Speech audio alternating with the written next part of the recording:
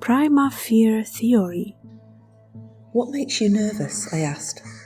Everything, she said, glaring at me as if to say, don't be stupid. Everything? I arrive at the supermarket, there are no parking spaces, I do my shopping, people jostle, and I must stand in the queue for hours, she said with reproach. Have you ever wondered what comfort made us? Why are we so snobbish, so pretentious, so unhappy? I blame living in luxury, prosperity, and affluence. Note that the people who lived through the war are far less likely to have these feelings. Obviously, we need some rest and comfort. However, we shouldn't overdo it because it may have a negative impact on us. We'll become selfish. Most of us can't recall the times when there was nothing on the store shelves except for vinegar and mustard. In order to buy something to eat, people had to stand in long lines for hours, hoping that the needed product won't run out. We're not familiar with the days when people rushed with every earned penny to buy new shoes, but there was none their size. What could they do? They had to buy a smaller size. Nevertheless, people were different. Why? They appreciated everything they had. Even the smallest thing was like a big treasure for them. Therefore, examine yourself. What really irritates you?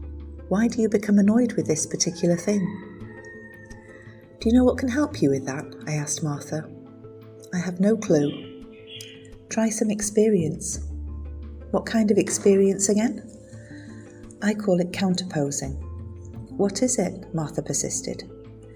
I mean, look at your life from a different perspective. By means of this, you'll appreciate the things that annoy you right now. That's impossible, she claimed.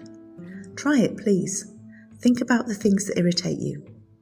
You said that no parking spot, people elbowing in the store, and long queues. Are they really so bad?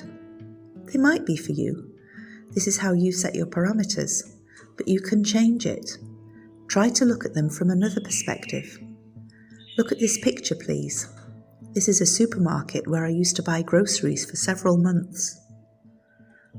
Oh, come on, how could you do that? She said, twisting her face. Well, people around the world do their shopping that way. What do you think? Would they complain if they had to shop at your supermarket? Would they complain if they had to stand a few minutes in the queue or to find the spot in the car park? I guess not, but it's their world, not mine, she raised her voice. No, it's our world, and people just like us. Do you understand? When you realise the conditions people live in and problems they face, then you imagine being in their shoes, and you finally begin to appreciate the life you have.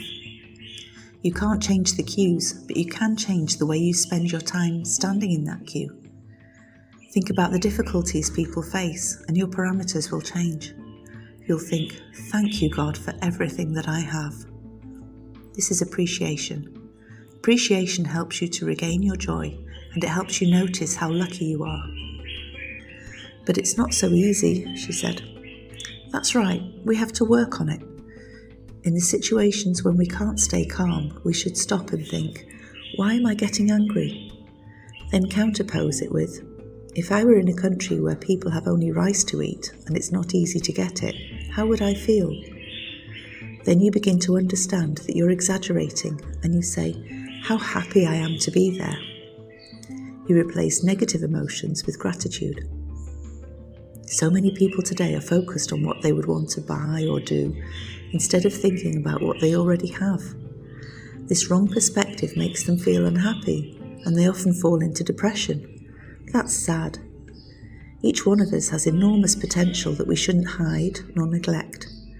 Sometimes we need to discover it. It's often not easy, but it's always possible if we really want it. Then we have to find people who will appreciate it. This is the process, this is the road, but it's possible to pass. You have 2 eyes, 2 arms, 2 legs, so you have everything to be happy. And there comes counterposing again. What if I don't have them? Can I still be happy? I believe you'll find the answer by watching the story of Nick Vujicic.